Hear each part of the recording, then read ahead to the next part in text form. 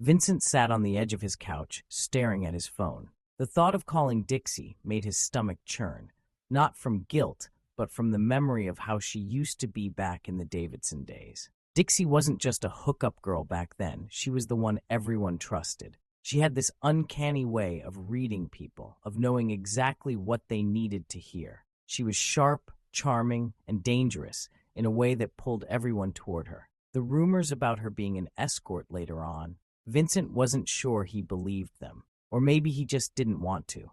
Missy, on the other hand, was a different kind of dangerous. Her spiral into addiction had been gradual, almost imperceptible to everyone but him. Vincent could still see the girl she used to be, the Missy with a loud laugh and an even louder sense of ambition. But now she was a shadow of herself. The AA meetings helped, sure, but they weren't magic. Her self-esteem swung like a pendulum, and the more time Vincent spent trying to keep her steady, the more he felt himself sinking with her. He couldn't save Missy, at least not alone. That's why Dixie popped into his head.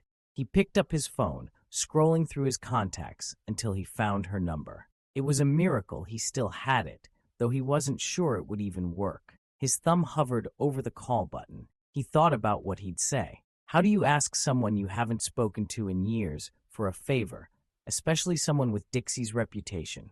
With a sigh, he pressed the button. It rang 3 times before she answered. Vincent? Her voice was smooth, calm, but there was a hint of curiosity in it, like she wasn't sure if this was a mistake or a setup. Yeah, it's me, he said, his voice tighter than he'd intended. Been a while. A while? Dixie laughed softly. Try years. What's up? I need your help, he blurted out, then cringed at how desperate he sounded. Oh, her tone shifted, becoming sharper, more focused. This should be interesting. Go on. It's Missy, Vincent said, running a hand through his hair. She's not doing great. Addiction, bad decisions, you name it. I thought maybe you could. Wait, Dixie interrupted. You called me to help your girl? She's not. Vincent stopped himself. It's complicated. There was a pause on the line, and he could almost picture Dixie leaning back, considering his request. You always were a fixer, she said finally, a hint of amusement in her voice. Dragging people out of their messes, whether they wanted to be saved or not. This isn't about me, Vincent snapped, then immediately regretted it. I just thought you might understand. You used to be good at getting people to see things differently. Flattering, Dixie said dryly. But you do realize I'm not the same girl I was back then, right? People change, Vincent. Or did you miss that memo? I didn't call you to relive the past, he said, his frustration bubbling to the surface. I called you because I need someone who can get through to her. Someone who's been through stuff. Stuff, Dixie repeated, her voice flat. Yeah, stuff, Vincent said. Look, I know I'm asking a lot, but I wouldn't be calling you if I had any other options. There was another long pause. When Dixie finally spoke, her voice was softer, almost reluctant. Fine, I'll meet her, but only because I'm curious, and because you sound like you're one bad day away from losing your mind. Vincent let out a breath he didn't realize he'd been holding. Thank you. Don't thank me yet, Dixie said. Where do you want to meet? He hesitated, then said, somewhere neutral. Missy's got walls up higher than you can imagine. She doesn't trust easily. Neither do I, Dixie said. How about the diner off 5th? Tomorrow night? Perfect, Vincent said. I'll text you the details. Looking forward to it, Dixie said, her voice laced with sarcasm. Oh, and Vincent, don't make a habit of calling me with your problems. Before he could respond, she hung up. Vincent stared at his phone, a mix of relief and anxiety churning in his gut. He didn't know if this was the right move or if he was just throwing gasoline on an already raging fire. But one thing was certain, Dixie was a wild card, and wild cards could either save the day or blow everything to pieces. He just hoped he'd made the right bet. Vincent turned to Missy and started telling her about his plan to place her with Dixie. And right away, Missy told Vincent she's heard much about Dixie, and she didn't care too much for Dixie, because the game she's in. Missy herself was a high roller in the game once long ago. Vincent started to ask himself, what in the world is Missy talking about? What game? What has he gotten himself involved in, and who was really Missy? Missy pulled out her iPhone and scrolled to a perceptual high-resolution digital photograph of her laying across the hood of a shiny Lexus with wads of $100 bills spread out in her hands like church fans. "See, I've been there, done that, Vincent." Vincent stared at the photograph Missy held up, her manicured fingers shaking slightly, as if they carried the weight of 1,000 untold stories. The image was sharp, too sharp, like it had been etched into his brain the moment he saw it. Missy, smiling, radiant, full of life, looked like someone from an entirely different world. A world where she wasn't the ghost of herself that sat before him now, chewing her bottom lip nervously as she awaited his reaction. "That was me, Vincent," she said, her voice tinged with pride, but shadowed by something darker. "Regret, maybe? Or defiance. I used to run the game, not play it. Guys like you would have been lucky to breathe the same air as me back then." Vincent didn't respond immediately. He didn't know what to say. He was too busy processing what he'd just seen and heard. The game she was talking about. What did that even mean? Missy had always been a mystery to him, but this felt like a new layer, one he wasn't sure he wanted to peel back. "Missy," he started cautiously, "what exactly are you talking about? What game? You're acting like you've been some kind of kingpin or something." Missy rolled her eyes, her bravado returning in full force. "Not a kingpin, Vincent. A queen. You think Dixie's the only one who's been out here making moves? Please, I was in the big leagues before she even learned how to play." She leaned back in her chair, crossing her arms and tilting her chin up like she was daring him to challenge her. Vincent could see the flicker of pride in her eyes, but it was fleeting, quickly replaced by the exhaustion and self-loathing that had become her constant companions. "Okay," Vincent said slowly, trying to piece it together. "So you're telling me you used to what? Hustle? Deal? Escort? What are we talking about here, Missy?" "All of it," she said bluntly. "Whatever it took. I was on top, Vincent. Cars, money, connections, you name it. I had guys running errands for me, girls looking up to me. I was the one calling the shots." Vincent rubbed his temples, feeling a headache coming on. "And then what? What happened? Because clearly, something went wrong, Missy. You're not that person anymore." Her expression hardened, and for a moment, he thought she might lash out at him. But then she sighed, her shoulders sagging under the weight of the memories. "Life happened, Vincent. You think it's easy staying on top in a world like that? One mistake, one bad decision, and it all comes crashing down. And once you're down, they don't let you back up."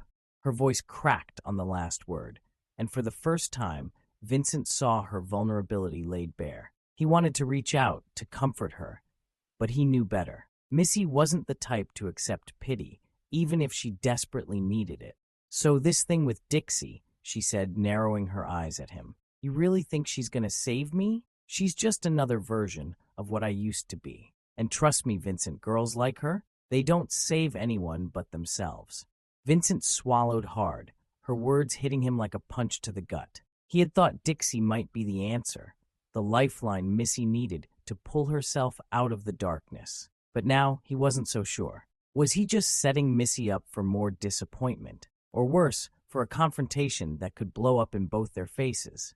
"I don't know what I'm doing, Missy," he admitted, his voice barely above a whisper. "I'm just trying to help. I can't keep watching you drown like this." Missy laughed bitterly, shaking her head. "You think you're the first person who's tried to save me, Vincent? Newsflash, I don't need saving. I need a damn break." For a long moment, neither of them said anything. The silence was thick, suffocating. Vincent's mind raced, torn between walking away and doubling down on his promise to help her. Finally, he broke the silence. "Maybe Dixie isn't the answer," he said quietly, "but I can't just sit here and do nothing, Missy. If there's even a chance she can help you see things differently, isn't it worth a shot?" Missy stared at him, her expression unreadable. Then she looked down at the photograph, still glowing on her phone screen. She swiped it away with a flick of her thumb, as if erasing the memory of who she used to be. "Fine," she said, her voice barely audible. "I'll meet her. But don't expect a miracle, Vincent. That girl you're trying to save, she's long gone." Vincent nodded, though his heart felt heavy. "We'll see," he said, more to himself than to her. As Missy got up and walked away, Vincent couldn't shake the feeling that he was standing on the edge of something big, something he wasn't sure he was ready for. A nice luxury home located in East Raleigh. As Vincent opened the door, he didn't see anyone, so he shouted out Dixie's name as she commanded him to come upstairs to her bedroom alone. Missy waited as Vincent disappeared. Entering Dixie's, she was dressed in see-through designer lingerie. In a sultry, seducing tone, she asked Vincent what did he need her to do, as Vincent read what Dixie's body was asking, at the same time listening to her verbal inquiry. Every rumor he heard about Dixie just smacked him in the face to the 10th power. But Dixie was not the average-looking call girl. Vincent told Dixie he needed her help getting Missy off the streets, and in a position, maybe her and Missy can work out some sort of deal, because he knew nothing about their sacred sexual world. Dixie's voice became fierce and she said, "I will help her on one term and one reason. My term is that you must watch over her with me, because that's your girl. You did bring her to me, so we are in this together. My reason for helping her is because I have always liked you and believed that you were and are genuinely my good friend from back in the day." Dixie said, "No, go to Eastern Balvede, which is located in the middle of the city. There's a Days Inn motel, and ask for Amir. He will assist you with a place to stay. Here's $200. Get Missy and yourself something to eat, and I will pick her up tomorrow to spend girls' time with her and take her to North Hills to get her hair and nails done." The drive to the Days Inn on Eastern Boulevard was quiet. Vincent glanced at Missy occasionally, noting the way she fidgeted with her phone or tapped her fingers against the car door. He could tell she was nervous, though she tried to hide it behind her usual tough exterior. When they arrived, the motel looked exactly how Vincent expected, run-down and unremarkable. The neon sign buzzed faintly in the cold night air, casting a dim glow over the parking lot. Vincent parked the car and turned to Missy. "Wait here," he said. "I'll go talk to Amir." Missy rolled her eyes but didn't argue. "Just hurry up," she muttered. Vincent stepped out of the car and walked into the motel lobby. Amir was easy to spot, a middle-aged man with a salt and pepper beard and a sharp, calculating gaze. He leaned against the counter, sizing Vincent up as he approached. "You must be Vincent," Amir said, his voice smooth. "Dixie told me you'd be coming." "That's right," Vincent replied. "She said you'd have a place for us." Amir nodded and slid a key card across the counter. "Room 207. It's clean and you'll have privacy. Dixie's covering the cost, so don't worry about that. Just make sure Missy's ready for her tomorrow." Vincent took the key card, murmured his thanks, and headed back to the car. Missy was still in the passenger seat, scrolling through her phone, but she looked up when he got in. "Room 207, he said, holding up the key card. "Let's get settled." The motel room was small but clean, with plain white walls and a faint smell of bleach. Missy dropped her bag on the bed and sat down, looking around with a mixture of exhaustion and unease. "This feels like a setup," she said finally, her voice low. "Why is Dixie being so generous? What's in it for her?" "She said it's because she cares," Vincent replied, sitting in the chair by the window. "She said we're in this together because I brought you to her. I think she really does want to help." Missy scoffed, shaking her head. "Nobody does anything for free, Vincent. Not in this world." "Maybe not," he admitted, "but right now, we don't have a lot of options. Let's just take the help and figure out the rest later." Missy didn't respond. She leaned back on the bed, staring up at the ceiling. For a moment, Vincent thought she might say something else, but instead she closed her eyes and let out a long, shaky breath. "Tomorrow," she said softly. "We'll see what happens tomorrow." Vincent and Missy walked across the street to eat at Denny's, planning what tomorrow would look like. At Denny's, Vincent and Missy sat in a booth near the window, the warm glow of the diner's lights casting a cozy atmosphere over their table. Missy poked at her menu while Vincent sipped his coffee, his mind racing with thoughts about what tomorrow might bring. "So," Vincent started, breaking the silence, "what do you think about all this? About Dixie helping out?"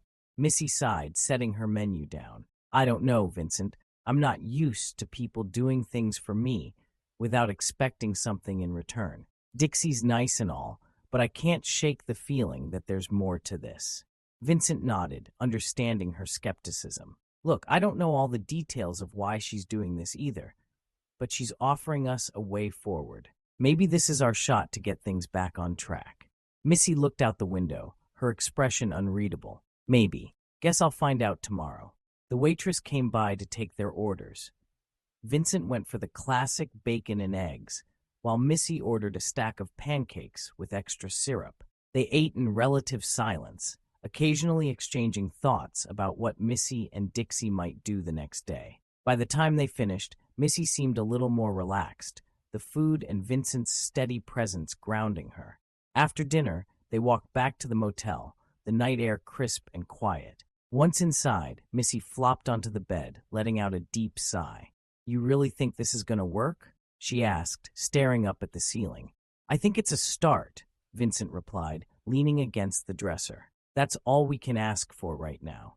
Missy didn't respond, her eyelids growing heavy as exhaustion took over. Within minutes, she was asleep, her breathing slow and even. Vincent sat in the chair by the window, watching the city lights flicker in the distance as he tried to make sense of everything.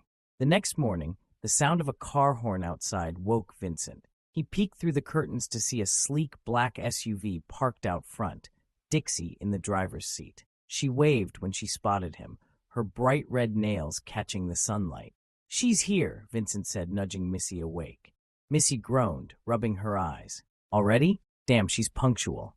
Vincent helped her gather her things, and together they walked outside to meet Dixie. The morning sun was warm, casting a golden glow over the parking lot. Dixie stepped out of the SUV, looking effortlessly glamorous in a fitted blazer and oversized sunglasses.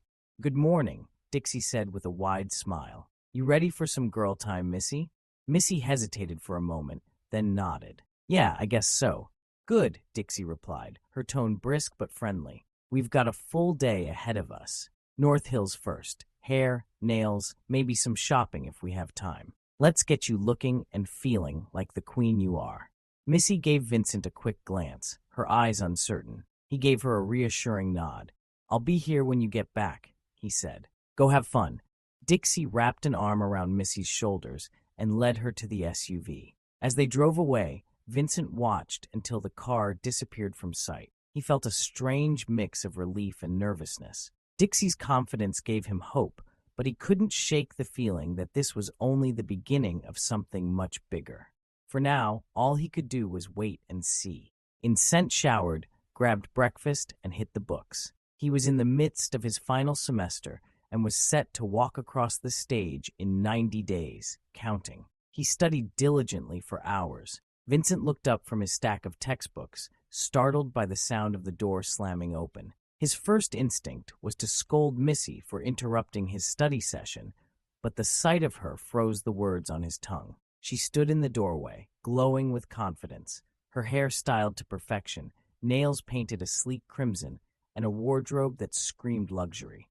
"Vincent!" she squealed, dropping the bags she was carrying and rushing over to him. Before he could process what was happening, she threw her arms around him, pulling him into a tight hug. "Thank you," Missy said, her voice trembling with emotion. "Thank you for not giving up on me and for taking me to Dixie. I feel like myself again, Vincent, like I can breathe." Vincent was caught off guard, but managed to smile, hugging her back. "You look amazing, Missy. I'm glad you had a good time." Missy pulled back, her eyes glistening. "Good time? It was incredible. Dixie took me to this fancy salon, then we hit the boutiques in North Hills. She didn't let me lift a finger, or my wallet. She just kept saying, 'This is the new Missy, and she deserves to feel like it.'" Vincent chuckled, shaking his head. "Sounds like Dixie, all right? She doesn't do anything halfway." Missy flopped onto the bed, kicking off her heels and gesturing toward the bags she'd brought in. "I got everything. Clothes, shoes, even some perfume that smells like heaven. I don't even recognize myself when I look in the mirror." Vincent leaned back in his chair, watching her with a mix of relief and pride. For the first time in a long time, he saw a spark in Missy's eyes, a spark that had been buried under layers of pain, addiction, and self-doubt. "Dixie said something to me," Missy continued, her tone growing serious. "She said this isn't just about looking good. It's about feeling good, about believing I'm worth more than the life I've been living. And Vincent, for the first time, I think I believe her. Vincent nodded, his chest tightening with emotion. That's what I've been trying to tell you, Missy. You're worth so much more than you realize. This is just the beginning. Missy smiled, her confidence returning. You know, I might actually believe that now. And it's all because of you. And Dixie, of course. Vincent glanced at the clock, then at his books. Well, I'm glad you're feeling better, but I've got to get back to studying. Graduation is only 90 days away, and I'm not letting anything derail me. Missy grinned, sitting up. Look at you, Mr. Future Graduate. I'm proud of you, Vincent. You're always so focused and determined. It's inspiring. He laughed, shaking his head. One of us has to be. Missy got up and started unpacking her bags, humming a tune under her breath. The atmosphere in the room felt lighter, and for the first time in a long while, Vincent felt like things might actually be turning around. For both of them. As he returned to his studies, the sight of Missy beaming with a newfound sense of purpose reminded him why he'd taken this leap of faith. Maybe, just maybe, this was the start of something better for them both.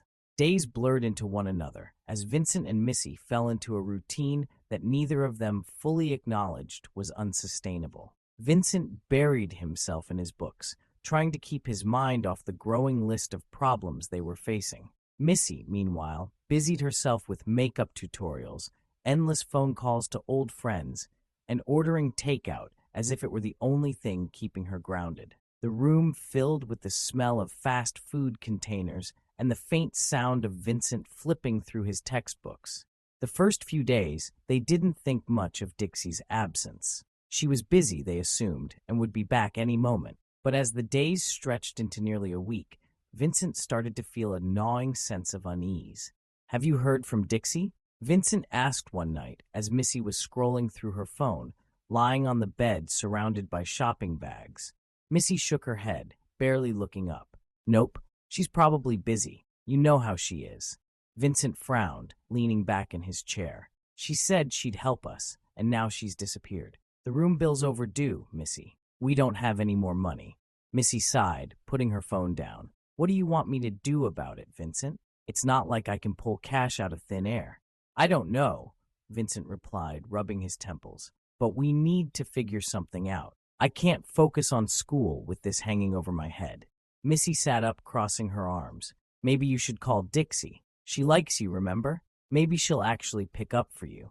Vincent hesitated. He didn't want to seem desperate, but they were running out of options. The hotel manager had already called twice about the overdue bill, and Vincent knew it was only a matter of time before they were forced to leave. Reluctantly, he grabbed his phone and dialed Dixie's number. The line rang several times before going to voicemail. He tried again with the same result. She's not answering, he said, his frustration evident. Missy shrugged, lying back down. Figures. People like Dixie don't stick around when things get tough. Her words stung, but Vincent didn't respond. He didn't want to believe that Dixie would leave them high and dry, but the evidence was hard to ignore.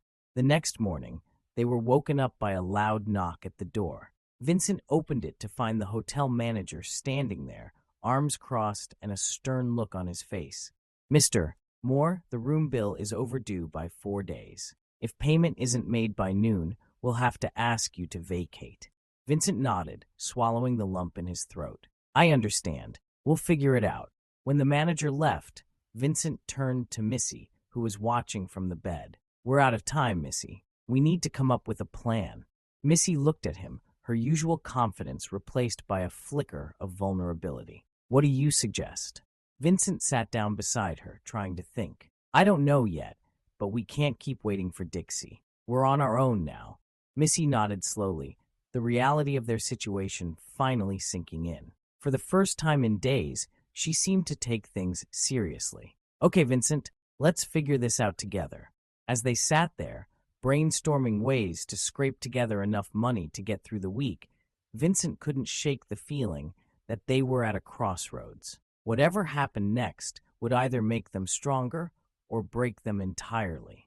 Missy hugged Vincent and lightly pushed him out the room door, wishing him a good drive and day at school, and not to stress about the backed-up room bill. When Vincent returned in the evening to the motel, he pierced his eyes in hopes of not seeing Missy and his belongings out on the hotel steps. Instead, as he pulled into the motel's parking lot, it was quiet as a sanctuary. He locked his car's door, as he normally does, and headed up the second floor to his room. When he opened the door, Missy was exiting the bathroom, fresh from a shower, with towel wrapped around her body and long, silky, sandy brown hair like a turban. And she greeted Vincent with a damp hug. "Hey, handsome, how was your day today, schoolboy?" Vincent was still on edge, but caught off guard because he never saw Missy approach him in this manner. So he stood guarded and gave her a quick hug with so many thoughts of STDs she could have possessed in her life until now. Vincent froze for a moment as Missy's damp arms wrapped around him. The scent of vanilla body wash lingered in the air, a stark contrast to the chaotic, unpredictable version of Missy he was used to. Her tone was playful, her demeanor oddly calm. It was almost too calm. "Hey, Missy," Vincent muttered, stepping back as he set his bag on the table. He eyed her cautiously, unsure of what to make of this sudden shift. "What's going on? Everything okay?" Missy smirked and leaned against the edge of the bed, adjusting her towel. "Of course, everything's fine. Better than fine, actually. I took care of a little situation while you were at school." Vincent's heart skipped a beat. He glanced at the small pile of shopping bags still tucked in the corner, and then at the untouched fast food containers stacked on the dresser. "What kind of situation, Missy?" She laughed softly, running a hand through her damp hair. "Relax, Vincent. I paid the room bill. We're good for another week." Vincent's brow furrowed. "You paid the bill? With what money? We're flat broke." Missy's smile faltered for just a second, but she recovered quickly. "Don't worry about it. Let's just say I reached out to a friend. They owed me a favor." Vincent felt a knot tighten in his stomach. He didn't press her, but his mind raced with possibilities. "Missy, what did you do?" Missy rolled her eyes, crossing her arms. "Why do you always assume the worst? I told you I handled it. You're so stressed out all the time, Vincent. You don't trust me." He sighed, running a hand through his hair. "It's not that, Missy. Just what?" She interrupted, her voice softening. "You think I can't take care of things? You're not the only one who can solve problems around here." Vincent hesitated, studying her face. There was something different about her, a spark of determination he hadn't seen in years. But there was also a shadow behind her eyes, a flicker of something he couldn't quite place. "Okay," he said finally. "Thank you for taking care of it. I don't want us to end up in a worse situation." Missy smiled, her confidence returning. "We won't. I've got it under control, Vincent. You focus on your classes, and I'll handle the rest." Vincent nodded reluctantly, though unease still lingered in his chest. He didn't know what Missy had done or who she'd called, but for now, he chose not to push. Instead, he changed the subject. "I have a big exam next week," he said, pulling out his notebook. "I need to study tonight." Missy nodded, her mood shifting back to playful. "You're such a nerd," she teased, grabbing her phone and curling up on the bed. "But I like that about you." As Vincent sat down to review his notes, he couldn't shake the feeling that something was brewing, something he wouldn't fully understand until it was too late. Missy may have kept the roof over their heads for now, but at what cost? Missy pointed to the dresser and said, "Vincent, I got a little something for you, a present for looking after me and believing in me." Vincent opened the top drawer under the television, and it was 3 neat piles of $100 bills. "That's for you, my love," as she turned over to sleep. Vincent asked, "What about Dixie? She did pay for this room. Let's pay her back. She did help us." Vincent, realizing the trap and world he was confined to. Missy said, "Forget Dixie. She's not coming back. She left us for dead. Once I figured out what game she was playing, I decided we didn't need her anymore. I told you I was a better queen than her." Vincent stared at the crisp green stacks of $100 bills, the reality of his situation sinking in like a lead weight. Missy's words echoed in his mind, each one unraveling any semblance of trust or control he thought he had left. He closed the drawer slowly, his heart pounding. "Missy," he said, his voice low and cautious, "what game are you talking about? What did you figure out?" Missy, half asleep, turned her head lazily to look at him. The same game she's always been in, Vincent. The one I told you about when we first came here. Dixie was never trying to help me. She was just trying to control me. She wanted me to be her pawn, but I don't play second to anyone. Vincent sat down heavily on the edge of the bed, his mind racing. What did you do, Missy? Where did that money come from? Missy smiled faintly, her eyes fluttering closed. Don't worry about it, my love. I handled it. You're free to do what you need to do now. Graduate, get your life together. I took care of everything. He clenched his fists, his patience wearing thin. You're not answering me, Missy. Did you steal this money? Did you? She sat up suddenly, her eyes blazing. No, Vincent, I didn't steal it. I earned it, just like I've earned everything in my life. Unlike Dixie, I don't need to manipulate people to get what I want. Vincent shook his head, frustration and fear bubbling to the surface. Missy, you don't get it. This isn't just about us. Dixie might have been playing her own game, but she wasn't someone you could just cut off like that. She's connected, powerful. If she thinks we crossed her, she'll come for us. Missy laughed bitterly, swinging her legs off the bed. Let her come. I'm not afraid of her. She thought she could use me, but I beat her at her own game. I'm the queen now, Vincent. And you? You're my king. Her words sent a chill down his spine. This wasn't the same Missy he'd been trying to help. This was someone hardened, calculating, and unyielding. He realized that the bright, hopeful version of Missy he'd glimpsed just days ago had been an illusion, a fleeting moment of vulnerability masked by her deeper instincts for survival. I don't want to be anyone's king, Vincent muttered, standing up and pacing the room. I just want a normal life, Missy. I want to graduate, get a job, and move on. I can't do that if we're caught up in whatever mess you've created.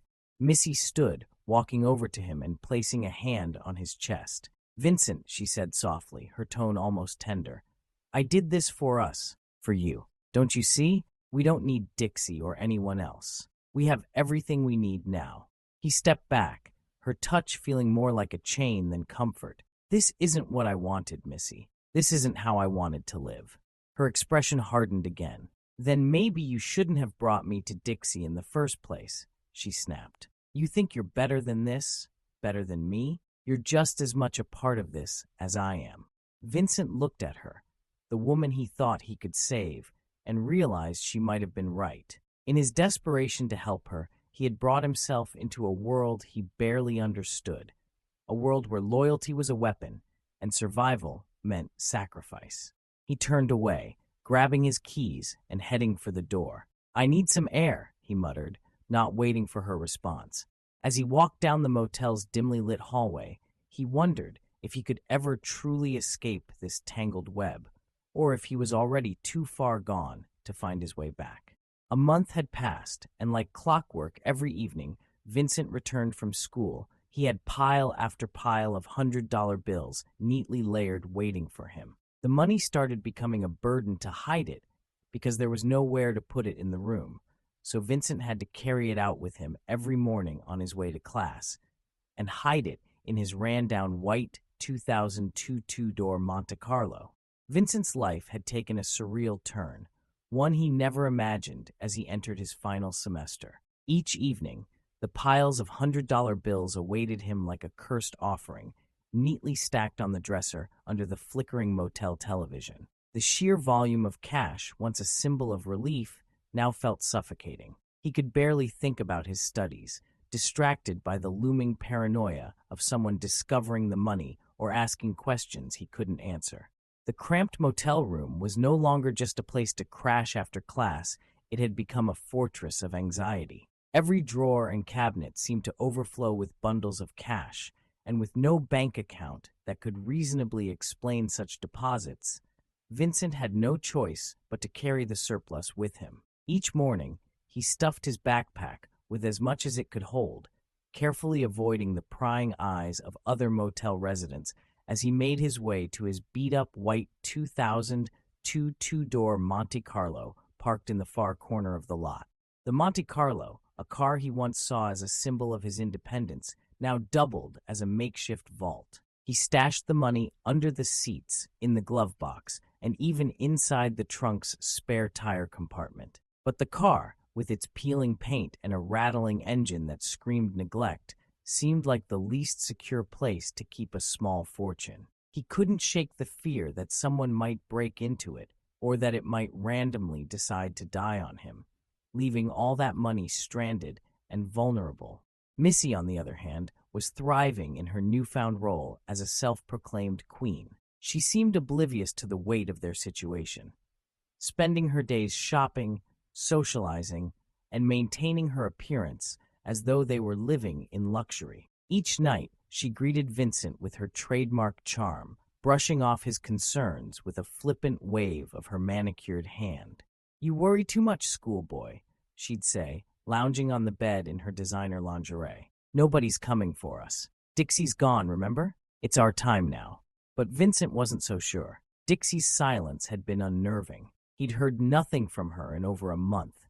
Not a call, not a text, not even a sign that she was still in the city. While Missy saw her absence as a victory, Vincent couldn't help but feel like it was the calm before the storm.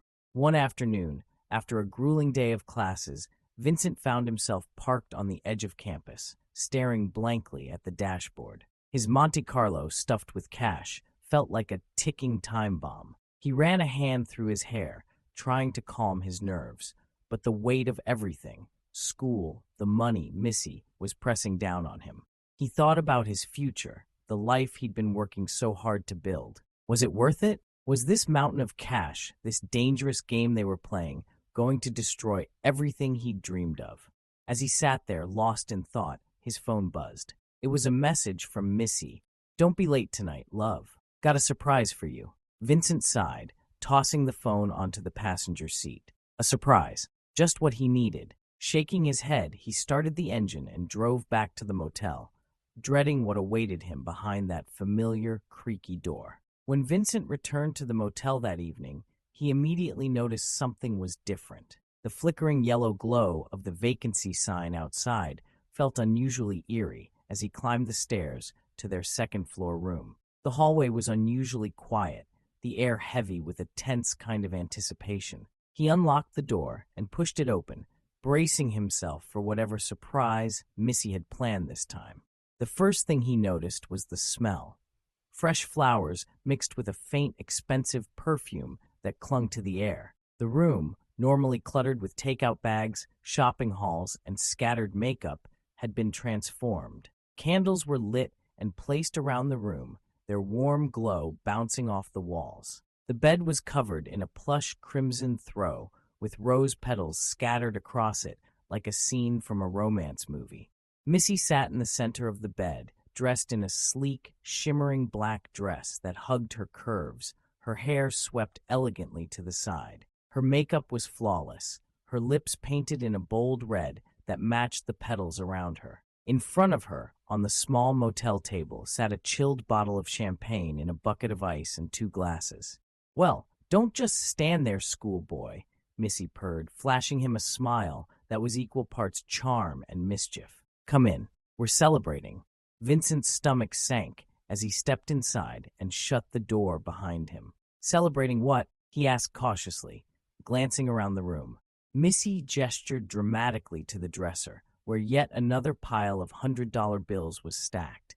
But this time, the pile was twice as large as anything he'd seen before. "That," she said, pointing at the money with pride. $25,000, Vincent. 25 grand, and it's all ours. Do you believe it?" Vincent's mouth went dry. He stared at the cash, then back at Missy. Where did it come from?" he asked, his voice low, almost trembling. Missy waved a dismissive hand, picking up one of the champagne glasses and sipping from it, as though his question was irrelevant. "Let's just say I made some calls, pulled some strings. You don't need to worry about the details." "But I do need to worry," Vincent said, his voice rising. "Missy, $25,000 doesn't just show up out of nowhere. Who did you call? What did you do?" Missy sighed, rolling her eyes in frustration. "Vincent, this is what I do. What I used to do before I let myself spiral. But now, I'm back on top. I told you I could handle this, and look, I've handled it. We're free, Vincent. We don't have to worry about that room bill or food or anything else. I've got this. Vincent ran a hand down his face, his mind racing. He wanted to believe her, but something about the situation didn't sit right. The money, the sudden transformation, the secrecy, it all screamed danger. As if sensing his hesitation, Missy leaned forward, her expression softening. "Vincent," she said quietly, her voice laced with sincerity, "I did this for us, for you, so you could focus on school, so we could get out of this dump and build something better. Don't you see? This is our chance. Trust me." Vincent stared at her, torn between the loyalty he felt for her and the nagging sense that this was all spiraling out of control. The money glinted under the soft candlelight, a seductive promise of freedom that felt more like a trap. He exhaled deeply, rubbing the back of his neck. "Missy, He trailed off, unsure of what to say. "Shh," Missy said, placing a finger to her lips. She stood, closing the distance between them and pressing the champagne glass into his hand. "No more worrying. Tonight we celebrate, okay?" Vincent reluctantly nodded, lifting the glass to his lips. As he sipped, he couldn't shake the feeling that this surprise was only the beginning of something much bigger and far more dangerous. The next morning, Dixie called as Vincent's phone ranged. Vincent cleared his voice and spoke as if nothing was out of place. "Hey, Dixie." Vincent's heart skipped a beat as he heard Dixie's voice on the other end of the line. Her tone was casual, almost too casual, as if everything was still normal between them. He leaned against the doorframe, glancing over at Missy, still fast asleep on the bed, her soft breathing the only sound in the room. "Hey, Dixie," Vincent replied, trying to keep his voice steady, but feeling a knot tightening in his chest. He cleared his throat, glancing at the piles of money stacked around the room. "What's going on?" Dixie didn't miss a beat. "I'm going to need to borrow y'all's room for a couple of hours," she said, her voice smooth and confident, as if this was a typical request. "I have some guests wanting to spend some quality time with me this afternoon. See you soon." Before Vincent could respond, Dixie hung up. The click of the phone line disconnected echoed in his ear, leaving him standing there, frozen for a moment. What the hell was she talking about? His mind began to race. He thought about the cash, Missy, the situation they were in. Dixie had vanished for weeks, leaving no trace behind, and now, out of the blue, she was calling him like it was nothing. No explanation, no warning, just a demand. He shook his head and stepped back into the room, trying to quiet the nagging thoughts in his mind. Missy stirred slightly, but remained asleep, her face peaceful and unaware of the tension swirling in the air. Vincent let out a long breath, walking over to the window. He pulled back the curtain and looked out at the parking lot below. The Monte Carlo was parked in its usual spot, but now it felt like it was under the weight of more than just the hidden cash. His thoughts drifted back to the room, the money, and now Dixie's mysterious request. He wondered what kind of guests she was talking about and why she needed their room. Was she back in the game? Was she using them as pawns in something bigger? He had no answers, only questions, and the growing feeling that he was trapped deeper than he had ever realized. A loud sigh escaped his lips. Whatever was coming, he had no choice but to face it head-on.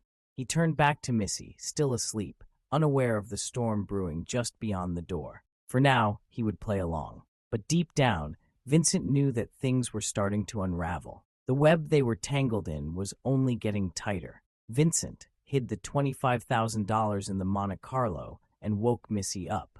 Missy's eyes fluttered open as Vincent's words reached her, breaking the quiet of the morning. She sat up in bed, her hair still damp from the shower the night before, and rubbed her eyes as if trying to shake off the remnants of sleep. "Dixie's back?" she muttered, her voice thick with sleep, a frown slowly creeping onto her face. "And we have to leave the room." Vincent nodded, pacing around the room as he tried to keep his tone even. He didn't want to alarm her, but he couldn't help the anxiety building in his chest. "Yeah, she's coming by to use the room for a couple of hours. We've got to get out before she shows up. We'll figure out where to go next." Missy sat up fully now, pulling the blanket around her waist, her expression shifting quickly from confusion to concern. "I thought you said things were different with Dixie. You said she was going to help us." Vincent paused, his hands subconsciously rubbing over the back of his neck. He could feel the weight of the situation growing heavier by the second. She was supposed to, but now I don't know, Missy. She's been gone for weeks, and now she's asking to borrow the room for guests. I don't trust it. Missy threw the blanket off her legs, her bare feet touching the cool floor. She walked over to Vincent, giving him a quizzical look. You still don't trust her, huh? After everything? Vincent looked over at the dresser, where the cash lay stacked neatly. He had hidden the bulk of it in the car, but the piles in the room were still enough to make him nervous. He needed to get out of there, and fast. She hasn't been around for weeks, and now she's showing up, asking for a favor. I'm not stupid, Missy. There's something going on, and I don't want to get caught in the middle of it. Missy narrowed her eyes, then shook her head, clearly trying to process everything. Well, what are we supposed to do now? You've got $25,000 hidden in your car, Vincent, and you think we're going to just leave all of that behind? This could be our ticket out of this mess. Vincent's gaze snapped to hers. The raw urgency in her voice was impossible to ignore. He knew she was right, but he couldn't shake the feeling that they were walking a razor-thin line. Every decision, every move he made felt more dangerous than the last. We need to leave, and I mean now, Vincent insisted, walking toward the window to peer outside. Dixie's not the person she used to be, and I'm starting to think we might have gotten tangled in something way deeper than we realized. It's better we get out of here before things go sideways. Missy was silent for a moment, and Vincent could feel her eyes on him, her gaze intense as she processed his words. Finally, she sighed, her shoulders slumping in defeat. Fine, she muttered, running a hand through her tangled hair. But where the hell are we supposed to go, Vincent? Vincent's mind raced. The motel was no longer safe, and they couldn't keep hiding out in the car. They needed to lay low to figure out their next move. But the weight of the cash they were carrying, coupled with Dixie's unexpected return, left him feeling trapped. I don't know yet, he said, more to himself than to Missy. But we're getting out of here. We're not going to stick around to find out what Dixie's really up to. I'll figure it out. Missy threw on her clothes, still grumbling under her breath, but she knew Vincent was right. They didn't have a choice. The trap they'd gotten caught in had already started to close around them, and now was the time to move before they were caught in the crossfire. As they packed up their things and prepared to leave, Vincent's mind remained focused on one thing: survival. He couldn't afford to trust Dixie anymore, and with each passing minute, he realized just how deep they were in. What had seemed like a way out now felt like another dead end, and the only way out might be to cut ties with everything and everyone they knew. But for now, all he could do was get Missy out of the room and into the car before the storm hit. Vincent and Missy sat in the corner booth at Denny's, each with a cup of coffee in front of them, but neither of them were drinking. The quiet buzz of the diner felt distant, their minds preoccupied with everything that had transpired over the last few days. Vincent couldn't shake the feeling that something was about to go down. It had been days since Dixie had last contacted him, and now she was back, walking through the door like nothing had changed. As soon as Dixie entered the diner, the room seemed to shift. The familiar scent of her expensive perfume filled the air before she even reached the table. Vincent's stomach turned. It was all too familiar. Dixie had a way of showing up unannounced, always with a confident smile, always like she was in control. She walked up to the table, looking as polished as ever. Her blonde hair cascaded down her shoulders, and her designer clothes clung to her form in a way that screamed money, power, and danger. She was the same old Dixie, except this time she had a stranger with her in the passenger seat of her white Porsche, which was parked outside. "Hey, you two," Dixie greeted them casually, her tone as if they were old friends. "I'll be real quick," she added, her eyes scanning the booth for a moment before landing on the room keys sitting in front of Vincent. She flashed him a bright, almost too perfect smile, like she hadn't just left them high and dry for weeks. Vincent held her gaze for a moment before reluctantly sliding the room keys over to her. He tried to keep his expression neutral, but inside, his mind was working overtime, trying to figure out what was really going on. Why had she suddenly resurfaced? What did she need from them now? Missy didn't say a word. She just stared at Dixie, a sharp edge in her eyes, clearly still processing her own emotions about the whole situation. Dixie took the keys with a nod of gratitude, not lingering longer than she had to. "I'll be back in a few," she said, sounding almost businesslike now. She gave them both a wink before turning and heading out of the diner. As Dixie stepped back outside, Vincent's eyes followed her. His thoughts clouded with confusion and suspicion. Who was the stranger in her car? Why was she so quick to get back to business after disappearing for so long? And why was she acting like everything was just as it had been? Once Dixie's Porsche drove away, Vincent turned to Missy, his voice low. "Something's off, miss. You see that?" Missy sighed, her hands folding in front of her on the table. "Yeah, I saw it. She's playing us, Vincent. I can feel it. We need to keep our distance, but I know she's got her hooks in deep."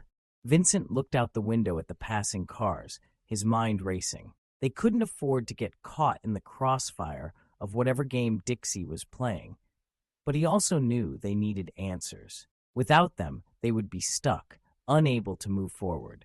"I'm going to find out what's really going on," Vincent said, determination hardening his voice. "We're not going to let her use us. Not anymore."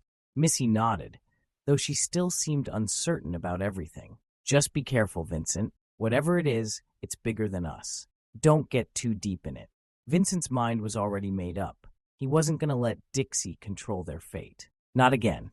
As he stared out the window, watching the white Porsche pull into the parking lot of the Days Inn, he knew that whatever was about to unfold next would either make or break them.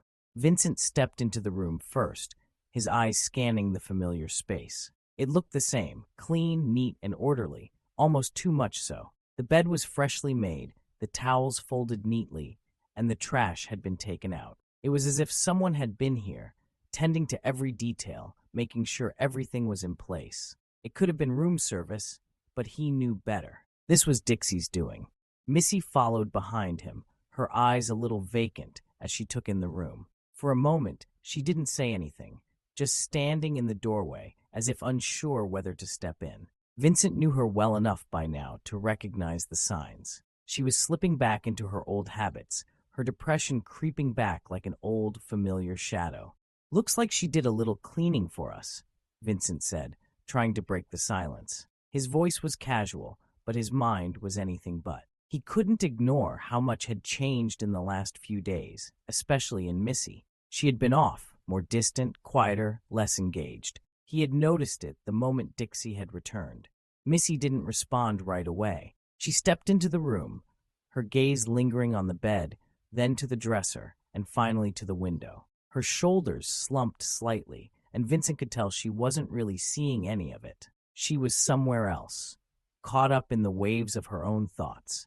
"I don't know, Vince," Missy finally spoke, her voice hollow. "It feels like I'm trapped in something I can't get out of. I thought things were getting better, but now," she trailed off, shaking her head, unable to finish the sentence.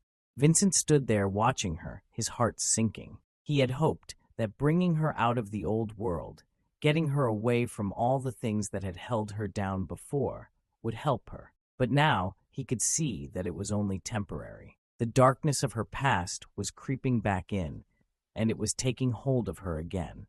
"Dixie's back," Vincent said softly, stepping closer to Missy. "She's always been part of this world, a world I thought we were done with. But now I'm not so sure." Missy turned to face him, her eyes cloudy with uncertainty and pain. "I've been trying, Vincent. I've really been trying to leave all of this behind. But it's like every time I start to feel like I'm getting out, something pulls me back. And now she's here, and I feel I don't know. It's like I'm right back where I started." Vincent sighed, running a hand through his hair. This wasn't the Missy he wanted to see. This wasn't the Missy he had believed in when he decided to help her. He wanted to pull her out of the mess she had made for herself, but he couldn't do it alone. And Dixie's reappearance was only complicating things. "I get it," Vincent said, his voice softer now. "I see it too, but we have to stay strong, miss. We can't let her drag us back into that world."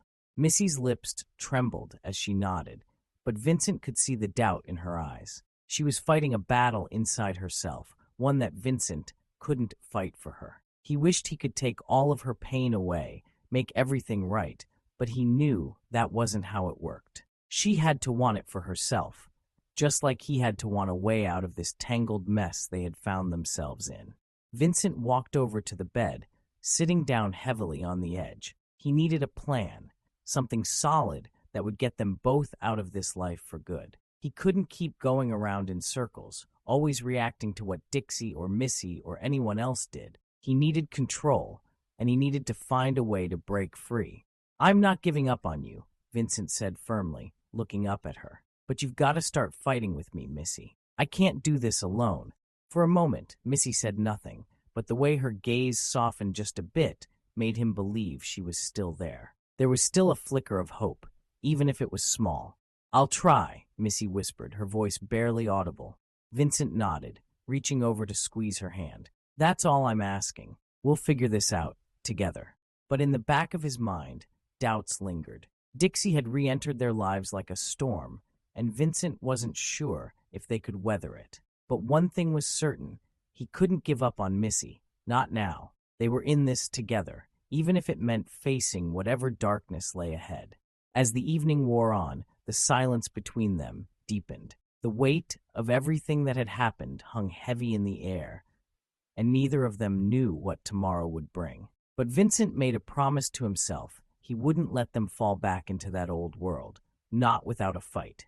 Dixie sent Vincent a silent text and commanded him to meet her at a safe and sacred parking lot in North Hills to meet. Vincent's phone buzzed, pulling him out of his thoughts. He glanced at the screen, his stomach twisting when he saw the name Dixie flashing. It was a simple text, but its tone was clear, business as usual. The message was brief, but its implications ran deep. "Meet me on level 4 above the Harris Teeter, parking zone 4D. Vincent's pulse quickened. He didn't need to ask why or what it was about. Dixie had a way of sending messages that were both direct and loaded with expectation. There was always a purpose when she called, and her timing was never random. It was something he had learned over the years. Dixie didn't do things without a reason, and that reason usually came with strings attached. Missy was still in the bathroom, the sound of running water faintly audible from behind the closed door. Vincent felt a pang of guilt as he read the message again. She had been trying to find her way out of this life, trying to stay clean, to move forward, and now here he was, being pulled back into it, into the world that had nearly destroyed them both. Taking a deep breath, he slipped the phone back into his pocket, his mind racing. He needed to go, but the thought of leaving Missy alone again, in her fragile state, gnawed at him. He knew Dixie well enough to know that she wouldn't wait forever. She wouldn't tolerate any hesitation. "Vincent?" Missy's voice called out from the bathroom, interrupting his thoughts. He turned to see her standing in the doorway, her eyes searching his face for any sign of what was going on. "Hey," Vincent said, his voice forced to sound casual. "I've got to run out for a bit, meet someone. I'll be back soon, all right?" Missy frowned, stepping closer. "You sure? You've been acting weird ever since she came back. What's going on with you two?" Vincent's heart clenched. He didn't want to lie to her, but he knew if he told her the truth, she'd try to stop him. And deep down, he didn't want her involved in whatever this meeting was going to turn into. "It's nothing, just business," Vincent said quickly, forcing a smile. "I'll be back before you know it." Missy didn't look convinced. She stepped closer, her fingers brushing against his arm. "I don't trust her, Vince. I don't like what she does to you, to us. I don't like where she's pulling you." Vincent felt his chest tighten at the sincerity in her voice, but he couldn't let himself get caught in that trap. Not now. He needed answers. He needed to know where this was all headed, and he couldn't do that without facing Dixie head on. "I'll be fine, miss. Don't worry about me, all right?" he said, giving her a gentle kiss on the forehead before walking toward the door. "Just stay here. Stay safe." With that, he stepped out, the weight of the decision settling on him like a heavy cloak. He knew he was walking into something, but the question was, what exactly? The drive to North Hills was a blur, the familiar roads passing in a haze as his mind raced through the possible outcomes. What was Dixie planning? Why had she pulled him back into her world after all this time? And most importantly, what did she want from him now? He parked his car in the lot near the Harris Teeter, as the text instructed. The lot was relatively quiet for a Friday night, the lights casting long shadows across the concrete. He glanced at his watch. It was almost exactly the time she had mentioned. As he made his way to the fourth level, his footsteps echoing in the empty space, he couldn't shake the feeling that he was being drawn deeper into something he didn't fully understand. He had to stay focused. No matter what Dixie said, no matter how persuasive she might be, he needed to stick to his plan. Get in, get out, and make sure he was always one step ahead of her. Vincent reached parking zone 4D, where he found Dixie's white Porsche already parked, its sleek curves almost glowing under the harsh lights. Dixie was sitting inside the car, her eyes hidden behind dark sunglasses, even though the sun had long since set. "Vincent," she said smoothly, pushing herself off the car and giving him a slow, deliberate look. "Glad you could make it." He stood there for a moment, his jaw clenched as he studied her. He didn't like how calm she seemed, how in control she looked, but he had no choice. He had to find out what she wanted, no matter the cost. "What's this about, Dixie?" Vincent asked, his voice firm but cautious. "Why did you bring me here?" Dixie smiled, a smile that didn't quite reach her eyes. "Business," she said, repeating the same word Vincent had used earlier. "It's always business, Vincent, but you already know that." Dixie was interrupted by a phone call. "His time is up, so let's go." "Oh, excuse me, Vincent," and she hung up the phone. Dixie and Vincent sat in car as his heart raced. He could do nothing but pull out $5,000 as he handed Dixie the neat rubber-banded bills. He said, "This is for helping me and Missy. Thank you so much. I am ready to graduate next week, and I have to put all my focus into walking across that stage. You know, it's been one hell of a ride when you left us at that motel, but somehow we survived." Dixie smiled as her eyes lit up with fire. She looked at the money Vincent gave her and said, "Thank you, but that's yours. I knew you were always smart back in school when we first met." Vincent felt a strange mixture of relief and confusion as Dixie handed him back the cash. He stared at the stack of $5,000 in his hands, wondering what kind of game she was playing this time. His instincts told him not to trust her, but the part of him that still held some respect for their past connection couldn't help but be drawn in by her. "You've come a long way, Vincent," Dixie said, her voice smooth but carrying an edge. "I remember you back at Davidson, always with your nose in the books, thinking you were too good for this life. And look at you now. You've adapted, but don't get too comfortable." Her words sent a chill through Vincent. He clenched the money tighter, not sure whether he should be grateful or worried. "I'm not looking for any more trouble, Dixie. I just want to finish school and get out of this mess. I thought you were here to help us get on our feet again. What's the real deal here?"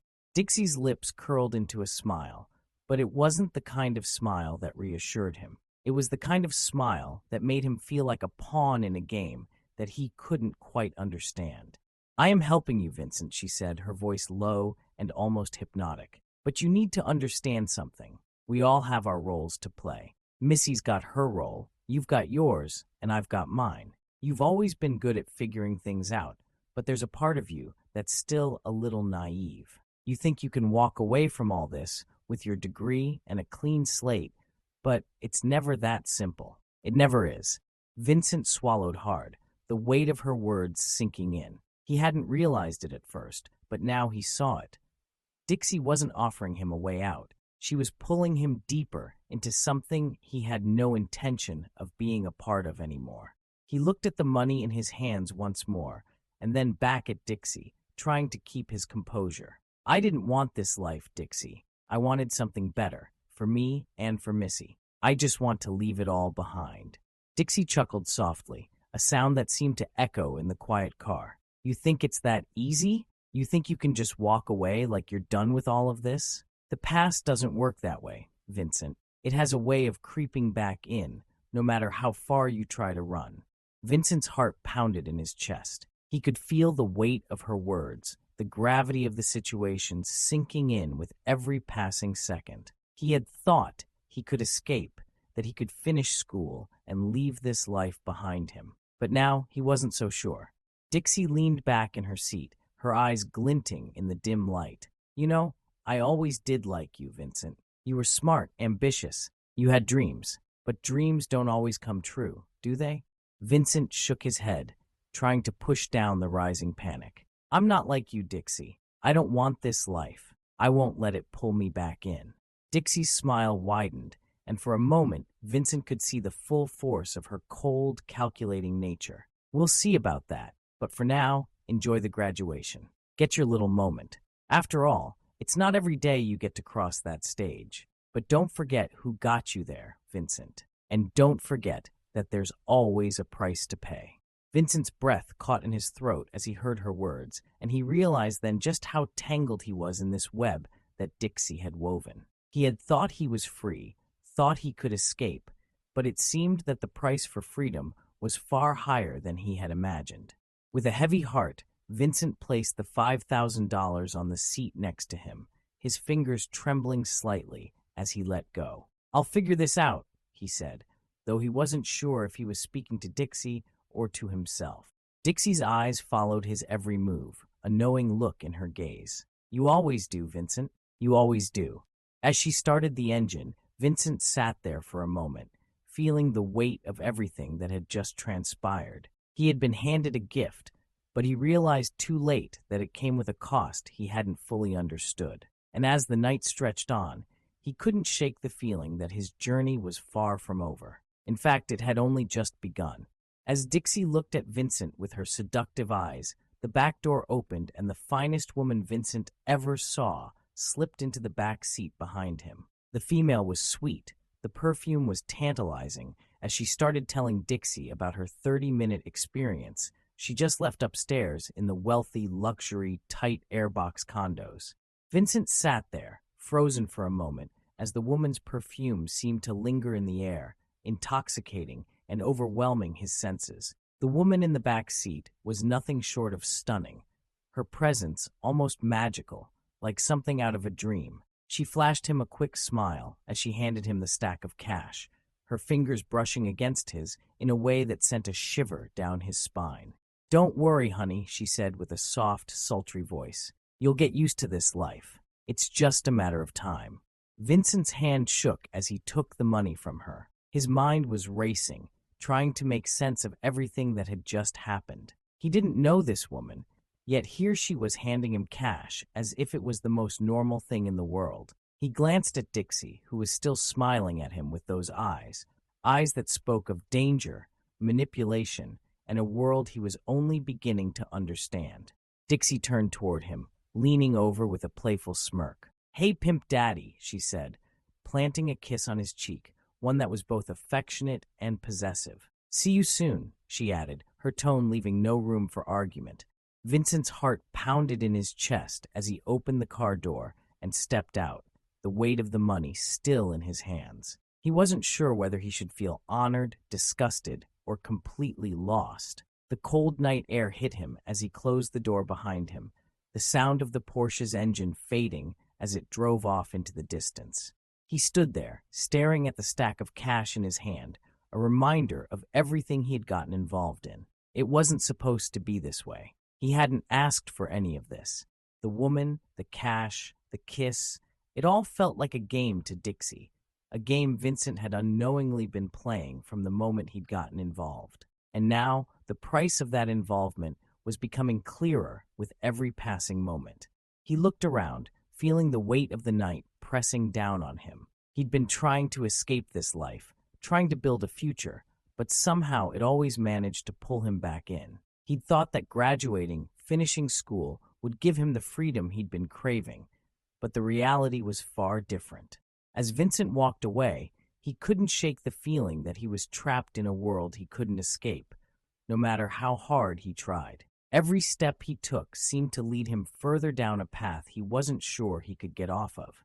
And as he walked into the quiet night, the stack of cash burning a hole in his pocket, he realized that he had a choice to make, whether to accept the life Dixie was offering him or to find a way to break free, if there even was such a way. To be continued.